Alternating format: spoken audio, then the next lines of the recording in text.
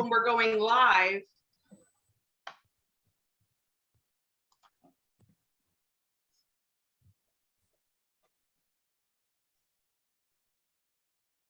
All right, we'll go ahead and start.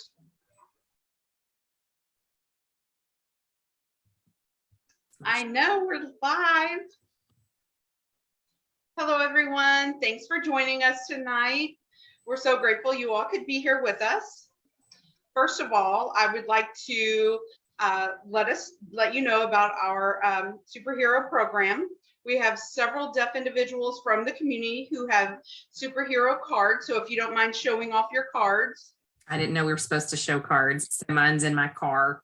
Oh no, Brooke and Sarah are gonna put it up. It'll be fine. So we have two of our superheroes with us this evening. We have Anita Dowd and Blake Nolan. Blake, what is your hero name? I am Captain Green Thumb. Captain Green Thumb. And Anita, what is your superhero name? The Butterfly. The Butterfly. The Butterfly. All right. So would you all mind explaining to me why you chose that superhero name to represent you? I'll go first. Well, I only wish that I could show you all the inside of my house so you can see what it looks like here. Maybe I could do a tour. Or maybe I think last time I counted it was over 40 or 50 plants in my home and outside on my balcony. So I really love plants. And that's why I called myself. I'd like to call myself Captain Green Thumb, because the past few years I've really put my condo, I've just kind of decorated everything with my plants, growing things from seeds and just enjoying that. So now it's becoming an overflowing oasis. So I thought it was a good idea to call myself, use that for my superhero name of Captain Green Thumb. So that's why I chose that name. And it really, honestly, I wish I could show you all this, but with the setup, I really can't. Yeah, there you go. Blake and Anita's cards.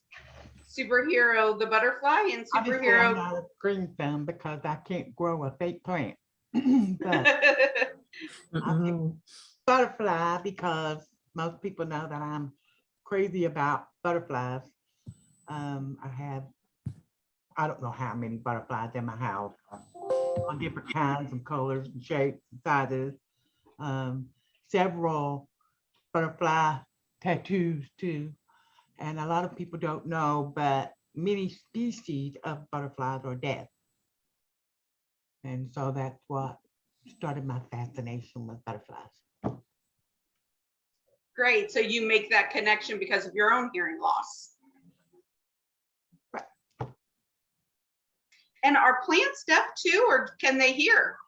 Well, they don't have ears, so they do feel. So I guess we could call them deaf and hard of hearing plants because they feel things. All right. So you two, if you don't mind explaining your background, who you are, maybe your exposure to the deaf community, things that you identify with, please. And I'll go first again. So it's funny, I was just talking with my mom about my plans to do this power hour, and we were discussing things, and mom said, "Oh, you're so lucky, your organization," because mom had never really experienced a parent organization like this. This is just what we lived through. So, I was born in Southern Kentucky, near Pig, Kentucky, and that is a real city name. It's close to Bowling Green. So, I mean, if you could imagine the resources, the education, all of that in that area was non-existent. So once I was born, my parents were wondering what to do, and they found out that they found out I was deaf when I was 3 or 4 months old. They noticed I wasn't responding much to auditory stimulus. So they took me to the doctor, and I guess, they did the old fashioned test. Sorry, my cat is trying to get into the picture. So they did the old fashioned way where, they had a balloon and they popped it, and they, popped all of these things, and they would bang things, and I didn't respond. So they took me for a hearing test, and they found out that I was in fact deaf. and they didn't know what to do at that point. So they were trying to figure out where the best resources were in Kentucky. And of course, at the time it was Louisville. Louisville offered the best resources. So they chose the Louisville Deaf Oral School, that's what it was formerly known as. Now it's known as the Heiser Hearing Institute. So, my parents actually, uprooted themselves, moved my whole family, their lives that had been in Pig, and they moved here for my education because there's better opportunities, better resources, and I had access to the services that I needed. So I learned sign and I learned to speak at the same time. My family learned to sign. When I was 6, they found out that I was a candidate for a cochlear implant. So they would have had an implanted me at 6 years old. I had the surgery. And then I had intensive speech therapy. And then I transitioned to the public school system at that point. I was mainstream through elementary and middle school. I was the only deaf student, did have an interpreter.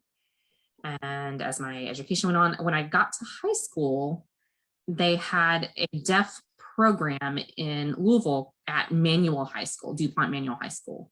So there were 10 deaf students there. I was involved with, IEP meetings at that point. So to figure out what kind of accommodations we needed and that kind of stuff. By the time I entered high school, they asked me what I wanted to do. And I was honest and I said, I don't want the cochlear implant anymore. I don't want to wear it. I prefer the silence. I prefer to sign. And, the interpreters that I have are fine. I'm fully immersed. I don't want to wear the cochlear implant anymore. So at that point, once I entered high school, I did so without my cochlear implant and graduated on time with 4 other deaf classmates. We graduated together and then went to Gallaudet University, which was a fully deaf university in Washington, D.C. I graduated there. It took 5 years. Graduated with a degree in communications specialist with a minor in photography. And why, I don't know. I just love photography. But, as far as having a minor, it was deaf studies and communications mainly. But I came back to Kentucky and found work at the Kentucky Commission on the Deaf and Hard of Hearing, which is KTDHH. And I'm there as a information referral and advocacy specialist. And I've been there for 9 years. And that's where I've been up until now. So that's pretty much my life in a nutshell. Great. And it's really interesting because now, if you can remember the meeting we had this morning with Brooke and her son, Luke, he said, why doesn't Blake talk? And he was learning about how there's different types of deaf people and a variety of different communications. Some speak and some don't. And he was asking about you. Right. There's a whole spectrum between deaf and hard of hearing, people that speak, people that sign, people that do both. I can speak. I mean, I learned to speak. And when I'm out in the world ordering food or what have you, speaking with people, I do speak, but signing is I'm more comfortable there. It's my comfort level. That's the way I communicate easily. Speech is a struggle. And so if I can sign, then, that's the reason why I stopped speaking. It really had to do more with, I can code switch. I can speak, I can sign, I can do both, but I do it in my natural habitat per se. It's signing. I just had fun telling Luke that your secret was that you could talk. That's your secret power. Yes, I just prefer to sign. I can talk, but I prefer to sign. Right, but it was a cute conversation. So Anita, who is actually Blake's boss, right, that's my boss, and won't let him forget it. Anita, go ahead and tell us about yourself. If you don't mind telling us your background, your history, and your role within the Kentucky Commission for Deaf and Hard of Hearing, what exactly that does. Before I forget, KCDHH is Kentucky Commission on the Deaf and Hard of Hearing. But I can expand on that later. Somebody will remind me. My story is a little bit different. I wasn't diagnosed until I was about 8. I'm a few years older than Blake. So my time they didn't have implants. Yeah, a few. They didn't have implants. My entire family was hearing, both sides, never experienced having a deaf kid or a deaf adult. I think the biggest reason I wasn't diagnosed until I was older was because I went to a very, very, very, very small Catholic school for elementary school. I mean, like in the 4th grade, there was just two of us. So the student teacher ratio was very small, and I was always in the front of the class. There wasn't a lot of noise in the classroom. So, I guess I was able to make do better than a noisy environment with a lot of kids and one teacher. And of course, my hearing loss was progressive. So I could hear better when I was younger. They're not exactly sure what caused it, but I know that when I was 7, I had scarlet fever really bad. I had a temperature of about 104. They don't know if that's what caused it. That's what they thought at the time.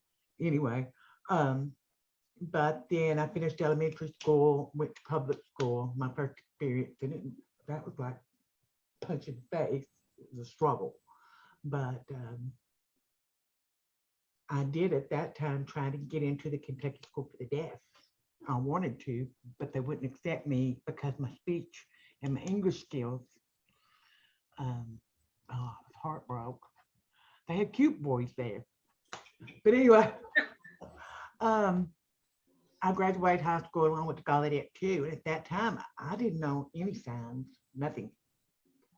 So I was like terrified for the first few months because I would say hi, and the other people would say, I mean, it was awful, but it was sink or swim. Yeah. You were baptized by fire. Yeah. And I'm glad I stayed there. I learned a lot about myself. I learned a lot about deaf culture and the deaf community. I transferred to EKU after 3 years because I wanted to major in occupational therapy. But then once I got there, I changed my mind. So, and then I became a mom. When my oldest daughter was 4, she was diagnosed with hearing loss. And the pediatrician thought it was just a fluke because she had frequent ear infections when she was a baby. I went back to college. I moved around for work. I came back to Kentucky. I've been at the commission for 22, 23 years. I retired 4.5 years. No, Anita. So you've been there 23 years, and Blake has only been there 9.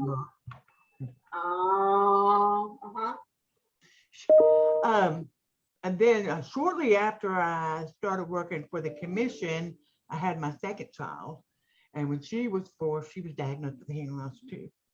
So now we know it's not fluke. I guess something from my mom, something from my dad, and I don't know where it came from. And we've never bothered to have it looked at. We'll care. My oldest daughter attended KSD, but then graduated from public school because she wanted to be military, and she knew she couldn't, so she wanted public school so she could become a member of JROTC. So she stayed there till she graduated. Then she went to NTID in New York for a while. My youngest daughter was public school all the way through. She was actually involved in the marching band for all 4 years of high school. For her junior year, she was field commander. I'm so proud. And then senior year, she was color guard captain. And we sign at home, we speak at home, whatever we need to do, we switch, we change it up. Great. So you were talking about signing at home and also speaking at home. And I know that one question that I was asked to refer to you all is about signing styles. Sometimes we don't all sign the same in the deaf community. Some are more ASL conceptual, some follow some more English rules of language, and we have Pidgin sign language. So what kind of style of sign do you use? And does anybody ever like look down on you or make comments about your signing abilities? Like Anita, you said when you went to Gallaudet, you experienced that. But if you all could please share your experiences with your use of sign. Oh, Yeah, we have a very similar. I will say that in my home, because me and my children, our first language is English, because we have access to English, even though we need visual language too, we tend to use, and you don't hear the phrase a lot, and I wish people would talk about it more, but conceptually accurate signed English. So I can sign conceptually accurate signs while speaking English. Case. As opposed to ASL, you can't do both at the same time. But me and both of my girls, if we shut up, the top of our head would just blow off because we talk so much, you know? So I know that a lot of people in the deaf community don't like that. It's called SimCom, and they frown on that because some people prefer straight ASL. But I am what I am, and I make no excuses for it. It works for me and my children. We all three have strong English skills. We all three can sign ASL if we need to. So I consider it having the best of all the options. And I learned quickly to pay attention to what other people are saying. You know, they're allowed to have their opinion, but I don't let that affect my choices within my family with my children. And it works for me. Right. Or even at work, your work or socializing within the deaf community, you are who you are. Blake? Well, a little background. It's funny, off point. You know, growing up as far as choices, Gallaudet, when I got into Gallaudet with no sign, it's, you know, Anita went with no signs. I grew up in a hearing environment, in a hearing world, and I got to Gallaudet, which is a totally deaf world, complete immersed in deaf culture. I was also in culture shock to be fully immersed in that and fully signing. So it was also, you know, I was overwhelmed with that as well. So it's kind of funny that we share that similarity, even though I grew up with interpreters. So I grew up using C, which is signed exact English, which is English and oral. You know, those are both my backgrounds. So, you know, I did go to Deaf Camp, which is MDO, which is Mini Deaf Olympics. I went to KSD Camp. I went to Deaf Teen Quest or DTQ. And I was immersed in all of those. But as far as ASL, I kind of picked it up as it went. Now, today, I say I'm usually more PSE. And then, you know, when I growing up C in English, you know, the deaf community, you know, with kids in residential school looked at me saying, you know, I don't know, you know, I don't know what you're saying. Sign English is so different from ASL. So, but once I, you know, doing that more PSE, doing more English style signing, and then there's ASL, I can understand both. So, you know, I'll make a video whenever I make a vlog or something for DHH, when I'm talking about like any of the things that we need to do, any of the videos, you know, we talk about explaining all of that kind of stuff, those things with DHH, and that went viral within the deaf community. The 3,000, 4,000 views. And of course, you know, there were the comments, oh, thank you for the information. Thank you for the video. And one said, why are you so pigeon? What's that? And so PSE. So that person, you know, I was mixing my ASL with English in their opinion. So it was, you know, it just struck me. So yeah, no matter what, my signs will always perplex people because of my background. What's important is that I can communicate through sign. You understand me, I understand you. Whether it's full ASL, whether it's full English, it's neither one, but the importance is that communication still happens. Right. And I was wondering about that because you are the face of KCDHH. They always make you do the vlogs and be the face to the public. And yet, I mean, if you don't feel confident because somebody else is criticizing your communication style, And Gallaudet helped me find that confidence in my sign style and helped me to be comfortable with my signing, with the sign language that I am producing. So I know that, whatever I give, that information is accurate and clear. So yeah, but someone's always going to say something, someone's always going to make a comment, and I just choose to ignore it. It's important is that people understand me. Right. I want to let everybody know it's not a secret anymore, but Blake's favorite sign is air with A's. And we all pick on Blake because of air.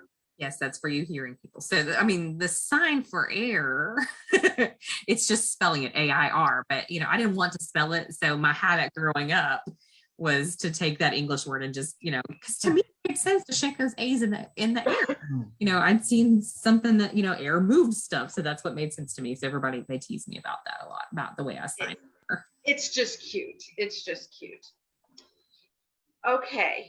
Let's go back to Blake's comment about your mother and how she thought that this was a different experience and how she didn't have this type of support system available to her when you were younger. Yeah, no resources. There was nothing even remotely like Hands and Voices. I showed her the DHH hero cards when we got them. I showed that to her and she said, "What's this for?" And I was explaining the program, and the reason behind doing the DHH hero program was to show deaf kids, have deaf role models, and to show, and I explained to the parents that it was a parent-run organization. My mom looked at me and said, "Wow, I so wish I had had that back then." Because, I was born in 1987. So, in the 80s and the 90s, there was no resources for parents except in the medical field, doctors telling you what to do. Here are your options. And so it was very overwhelming. And she had heard about KSD, but she thought she'd have to send me to KSD for a week and then they'd get me back home for the weekends and that was it. And she said, no, I don't want anyone else to raise my child during the week. So that's why they picked up and moved into the Louisville Deaf Oral School. And, they were active in the day school, which allowed me to learn sign and speech and so forth. So, when I was telling my mom that I was planning to do this tonight, she said, I don't know what kind of questions people would ask me because, my mom, she didn't even know what to learn at that point. She didn't know what kind of questions to ask back then if she had had a parent mentor to talk to. So, I was explaining her a little bit, that you all just kind of ask her questions. You all have questions for us and we explain our situation. So my mom said, I wish we had had something like that back then. I'm sure of all of our parents probably felt that way as well. But, look at me, I turned out fine. So I hope. Fine-ish. So now you both are working at the commission for the deaf and hard of hearing. Like I said, Blake is the face of the commission. But would you please explain what KCDHH is there for? What do you do? What can KCDHH do for the public, please? Sure. So I work at the KCDHH. So I was first there as the executive secretary with Virginia, who is our famous Kentucky interpreter. You know who Virginia is. So I worked for her and then I transferred and was promoted to the information referral and advocacy information coordinator for the information referral and advocacy program. So I make referrals.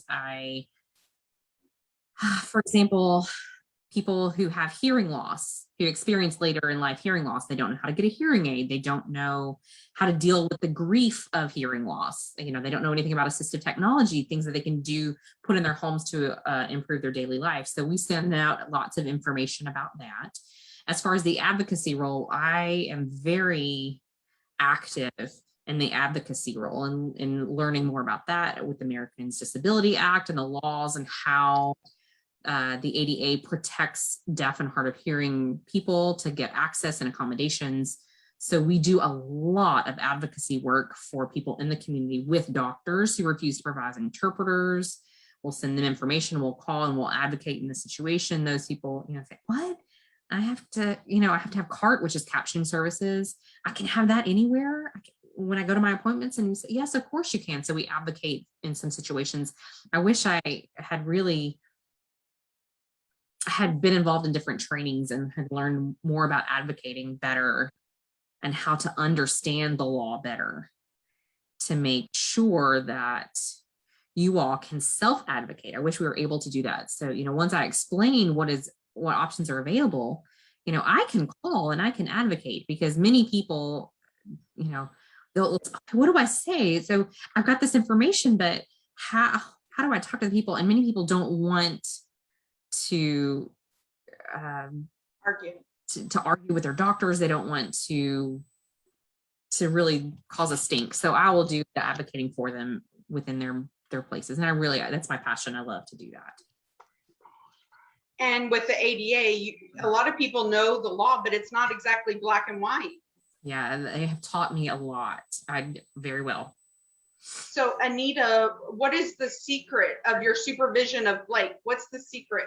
Lots and lots of patience. Lots of patience. So Anita obviously works at KCDHH as well, since she supervises Blake and your coworkers. But I want to ask Anita a little bit more of a random question. Who is known as the queen of Deaf Festival behind the scenes? Queen is the word they use. I don't know. Well, you do pretty good, maybe not queen, but still. Anyway, you are always running the Deaf Festival and you partner with various organizations. How would you do that for the deaf, hard of hearing children? It's more Blake's baby, but Mhm. he's become the face of Deaf Festival too. I've taught him too well, and now he's become the face of everything. I just vogue everything. I'm the face. Deaf Festival started, and Blake may have to help me. I'm old. I have memory gaps, but I back up. Deaf Festival is a one-day event that celebrates, obviously, deaf and hard of hearing individuals. It started as an event to really promote deaf artists, performing artists, and visual artists. Because of communication barriers, they had a hard time getting into mainstream art field and settings and situations and things like that. So we had one day where we would bring deaf and hard of hearing performing artists and visual artists from all over, sometimes international, all day to display their work and invite the public. It was open to the public. And then more and more. And so the performance was included, and then now we have It's really artists. evolved Musicians. over the years. Now it's, in my opinion, more modern. We have a children's program in the morning that's focused on children. We bring performers. They do a full show. Then in the afternoon, we have. And it's interactive. It's an interactive show. The children's program is interactive. We have the main stage, and I'm stage manager, or try to be, but That's where you're the queen. performances, everything from professional magicians to come on, yeah, help me. What do we have? Dancers, storytellers, anything you can imagine. Anything and everything. 4 years ago, I believe it was, we had two guys that came to dance. This is one of my favorite stories. And, for years, I have compared Deaf Festival to having a baby. It's 9 months of struggle. And then the day off is not relaxing by any means. But then as soon as it's over, you're ready to do it again, But that year, I looked out into the audience because I'm backstage, I can peek, and there was a little girl on like the second row, and she was holding a poster that said, "My mom drove," I don't remember, 16 hours. third shift, and then drove like 16 hours to bring her daughter, who was hearing, just to see that deaf dancer. Crazy. Shaheem. He's great. But of course, I had to run out there and talk to them. And then we got them together so that she could talk to him, and ended up finding a way for them to stay overnight in Louisville. It was Goosebumps. wonderful. So it made all of that labor, 9 months of labor and delivery worth it.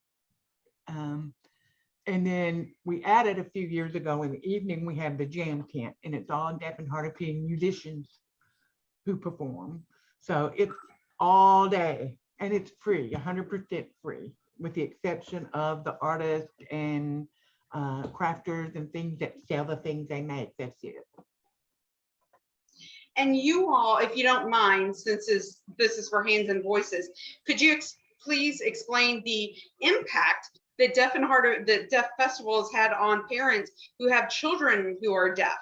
That's one thing that we noticed, or me personally, but I think I can speak for other staff. Our first few deaf festivals, we were so focused on promoting the performers and the artists that we didn't notice the impact that it was having. Mm-hmm. And then when we started to notice that, I think that even motivated and inspired us more to do more. It wasn't 9 months anymore, it was 2 years worth of work, because we wanted everything just perfect. Because not only did we see children making comments like, watching a dancer and they was, you mean I can do that? We're like, yes, yes. But we saw the parents saying, you mean my kid can do that? Yes. So we didn't care anymore, how much sleep we lose and how much we hate each other by that day, and how many nights we had to catch a few winks of sleep under our desk. It was worth it, because and funny enough, I'm sorry, but the performers started doing that too.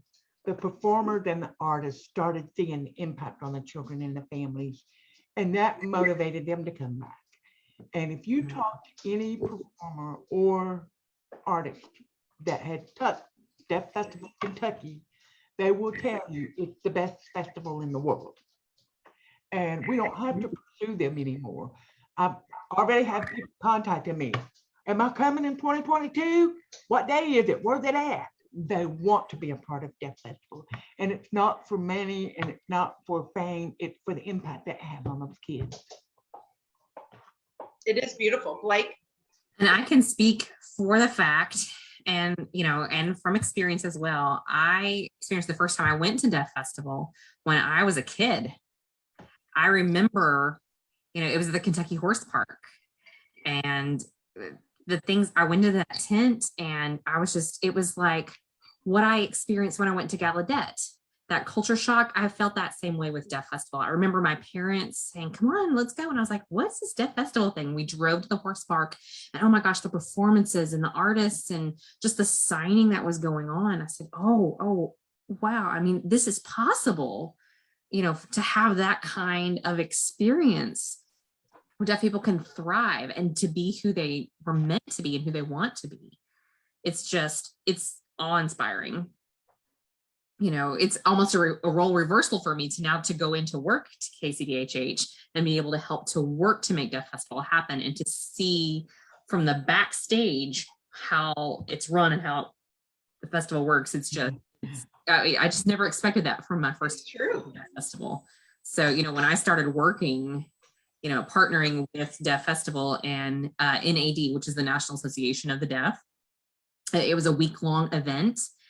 We took over Louisville, 4th Street Live, and we also partnered with Deaf Festival. That was my first experience working at KCDHH. So, I was basically, again, baptized by fire. I just came in and started working. So luckily, Anita, had me working in the art studio, the visual artist studio, and I was able to figure that out. And then after that, I became more, I'm co-chair with Rachel Rogers, who runs Deaf Festival as well. We partner together. So ever since then, I have worked hand in hand with the artists, and it is just really inspiring to work with that caliber of deaf artist and to see how the visual artists run and how everything has really advanced. And then, I look at the audience and, every time I see the children and the families and, saying, oh, look, and like introducing people to new experiences and, you could be this and you could do this. And I always think, I think back to me as a child thinking, as a wee little lad running around a festival and being so overwhelmed. And it's just very surreal. It blows my mind, honestly. Yeah. And I would like to add to that it's not only for deaf who sign, but it's also for children who are oral, who have some hearing loss. It's not only focused on a sign environment, it's for everyone, even for children of deaf adults. I mean, I take my children there to expose them to the deaf community and to deaf adults so that they know that I'm not the only one that signs or is deaf. They also can meet other coded children there and see, oh, I'm not the only kid that has this type of mom, or what have you. So yeah, I definitely want them to know that. Anita, you were saying? Oh, I'm sorry. Yeah, I just think it's cool for everyone is what I wanted to say. I wanted to add that. Anita, go ahead, and then I have another question. All of the performances are voice interpreted for anyone who doesn't know sign language. We have interpreters roaming in the visual artist studio for anybody that wants to talk with a visual artist that might not sign. So it's 100% accessible to everybody, whether they sign, don't sign, hear, don't hear, doesn't matter. And also the performances are captioned as well. Yeah. Captioner there. So those that want to learn more about that, it's also captioned as well. So it's accessible to everyone. Yes, it's great. And the deaf performers in the last several years, I've noticed that more and more deaf performers are becoming famous. And it's because, they're in the movies and such, but they kind of have all started or, began their early careers with Kentucky Deaf Festival. And so it's really nice that they get to showcase their work for the weekend and then go on to share it with the wider world. But I think it's also, kind of reversed from the parents taking their kids so their kids learn to now the parents taking their kids so that they learn about things too. And I know several CODAs, several of the staff at DHH are CODAs, which is children of a deaf adult. And they were talking about CODAs have so many similar experiences with deaf people raised in hearing families. So there's a lot of similar experiences there. And, with that split identity, you've got your hearing side, which is very, you're living with one foot in both worlds. And it just makes me think like, my experience with cochlear implants and speaking and being involved in the hearing world and then being involved in the deaf world and signing, I don't feel like I fully fit into either world. So I go back and forth. I can go here, I can go there. So CODAs also have that same kind of experience because of being immersed in the deaf community. So I don't know. You can say that everyone has that kind of experience, but it's interesting to see like the CODA movie that just came out. It's going to be in Louisville on Saturday. It's going to be open caption. So. Right. So Anita, you raised 2 CODA children because they are also children of you who is a deaf adult. But could you explain the difference between the lowercase d and the capital D deaf and the distinction between those communities? Let's see if I can. Oh, you started that whole ball of wax with the cursive D thing. So that's your baby. That's your We're blaming it on Anita. Not easy concept to explain in a few words. It's hard, but I'm going to try. But typically in college setting, when they teach, when you're learning about deaf culture, and not just in college, but in the community itself, people who are profoundly deaf that depend on ASL are labeled Big D.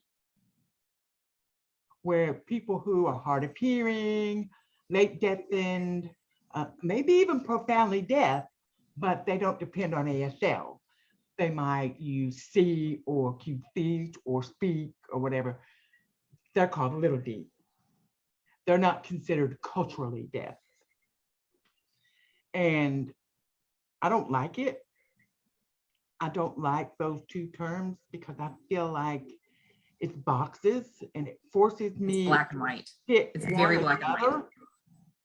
And there truly is a thing called situational deafness for many people, because I can go in McDonald's if it's in the middle of the day, it's not rush hour, and it's quiet, and possibly have a conversation with the person on the register, and they'll never know I'm deaf.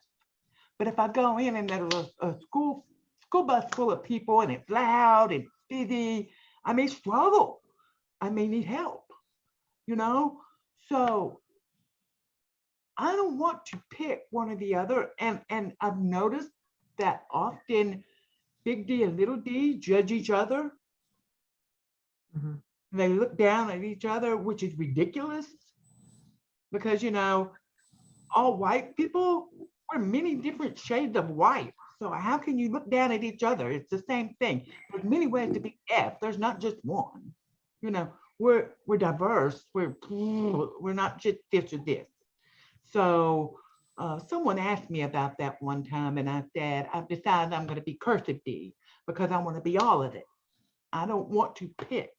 And I might be Big D in the morning when I wake up, Little D in the afternoon, and Big D again at night. I never know. So I'm cursive D. And we'll just let that, yeah, all inclusive. All of it. And that birthed the Cursive D movement. Cursive D was born. Thank you for explaining that, Anita. Another person asked me, and of course, Anita and I work together to provide ASL classes to parents who have children who are deaf or have hearing loss. And the parents were asking about resources for them to be able to learn for their 8-year-old daughter with hearing loss. So right now with the pandemic going on, we haven't had any community provided classes because, you know, but the resources are limited. Oh, are you frozen? I was just making sure I wasn't frozen. So what can we provide along the lines of resources for parents to learn ASL, Anita? I can take this. So yes, it is very difficult to find ASL during the pandemic.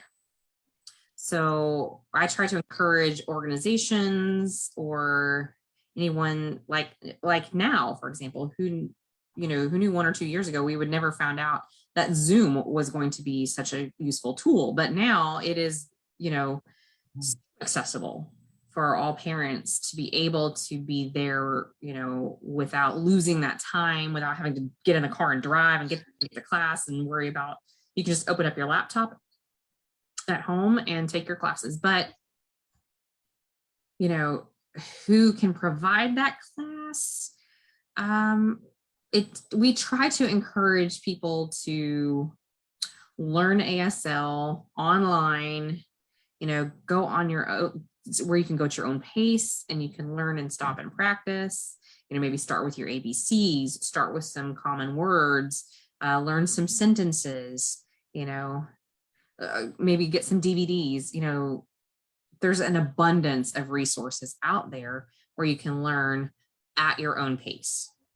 But, many people want that one-on-one interactive face-to-face tutoring with ASL. And that is harder than the resources that are out there because it's a little more scarce. If you are interested in taking an ASL, when you do notice that one is offered, take advantage of that opportunity. Don't, there's not a simple way to learn. There's not one way to learn ASL. There's not one right class that you can take. So, I know that disappoints people sometimes, but. And one thing I would like to warn parents out there, a lot of times social media or Facebook, you will see different ASL classes offered, but understand that not all of those have been vetted or validated. And so they may not be taught by a deaf person. They may not be taught by, using valid signs that are accepted around the nation. So always try to vet or, see who is offering the course. Yeah, you can fact check with us. So KCDHH has a library with an immense amount of resources, DVDs for children to learn ASL. We've got signing time, we've got books, we've got games, we've just got a whole gamut of things. So you can contact KCDHH and say, I'd like to rent out this video. I'd like to learn to teach this. And, there's no cost to that. There's no postage involved. We will mail it to your house. You can use it however long you need it and then send it back to us again at no cost and get some more. So I we've got different books and things that you can learn about hearing loss, about deaf culture, about, things for adults as well. Our library is just chock full of everything. There's such a That's true. variety of deaf resources there. Anita? Are now a lot of websites that provide good some classes. I've noticed in the last 3 or 4 years that a lot more service providers are trying to meet the needs of families, like Gallaudet University, the National Technical Institute for the Deaf in New York. They both have courses online. They're not extensive, but they're basic and they're beginning. And there's many other. You can Google. And Anita, doesn't the KSD offer classes? I think maybe it's only for if you're a student there, though. But it's worth checking out if you are a parent of a KSD child. Google is your friend, and it's always, it's a better course if it's taught by a deaf person or a teacher of the deaf and hard of hearing, preferably deaf individual or organization. And it's hard to track. You can check if you want local classes. We encourage people to check with some of the bigger churches. We know some of the colleges and universities provide courses for credit. It's impossible to keep track of all the community courses that pop up because they pop up and go away, pop up and go away. They're not consistent, but they can check with the library too. Okay, we have about 7 minutes remaining, and Deaf Standard Time, we can't go by that today. We have to be on hearing time. So before we go ahead and wrap up, I want to know what your wonderful advice would be for parents who have children who are deaf or hard of hearing, or maybe what your parents did with you, what you did with your children, what you think is important to share with the parents today. Man, time flies. So it's funny, again, I was chatting with my mom, and mom, when I was old enough to talk about mom with these things, I'd ask, are you okay with my decisions? Were you okay with my decision to implant? And, my mom made decisions for the deaf child. She knew nothing about deafness. So, I said, whatever decision that you made for me made me who I am today.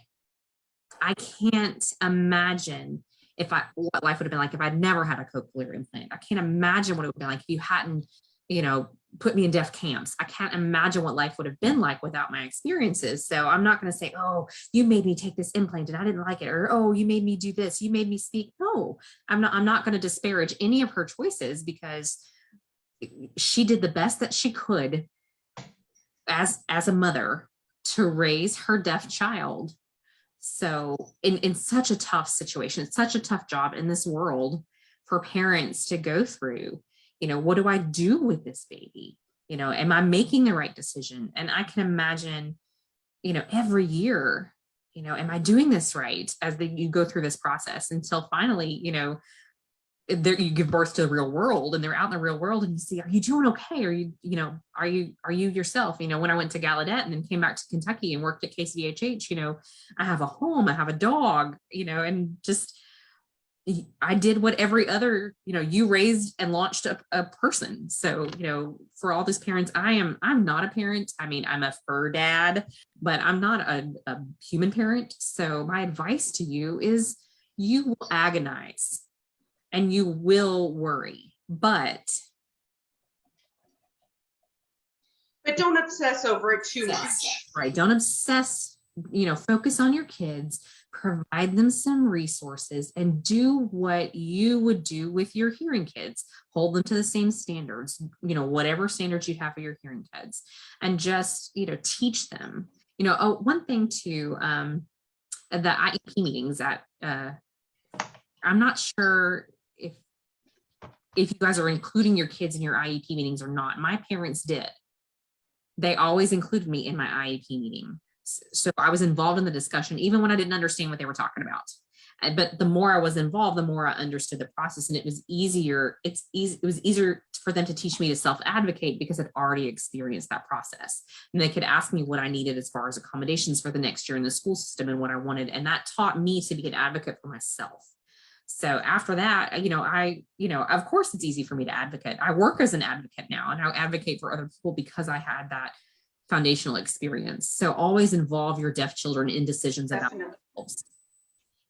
And I understand the paranoia, and I understand, the struggles, but that's, they're going to be okay. They're going to be okay. They will be okay. You're right. Anita, do you have, we've only got 4 minutes. Can you handle it? At least. Here we go to the next hour. No, pressure. I can't think. Well, first of all, the big thing is the Hands and Voices motto. What works for your child, what works best for your child is what makes that choice right. So you know your child better than anybody. We have service providers that are on our journey with us that are important. We need them. We have many people beside of us, but ultimately, you know your child best. And don't let other people lead your journey. You take the lead of that. As long as you have open communication with your child, everything's okay. And fill their toolbox. Don't get so focused on one communication method or one way of education or one way of this or one way of that, because then your child only has one tool. And like I was saying, situational deafness is real. And there may come a day that they need a different tool. And if they have it, it's there for them to use. If it's not there, they're stuck. So the more tools you can give your child, the more situations and communication barriers they can deal with effectively. You're absolutely right. Yeah, you summed it up really well, that all the children need are tools. And sometimes that's just part of what the parents can give them. You can't be perfect, but you give them everything they may possibly need. So I think we are ready for a wrap up now. And I want to say thank you to Hands and Voices for us to have this opportunity to bring our Power Hour together with our deaf heroes. And thank you so much, Anita and Blake, for coming and sharing about KCDHH and your own background. And if any of the parents out there need any information, please reach out to us for resources. Right. You know where we work. Even if it's not directly related to KCDHH, if you've just got questions for me or what have you, just feel free to contact me. I'm willing, you can use my KCDH email to contact me. I'm happy to chat with you. Whatever questions you have, I am an open book, so ask away.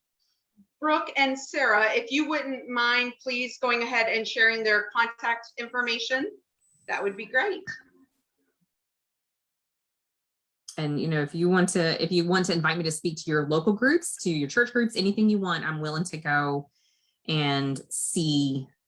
I'm willing to see your kids and talk to them. I'm willing to do that. So, anytime anyone wants to learn more about how we can be partners with your kids, feel free to contact us.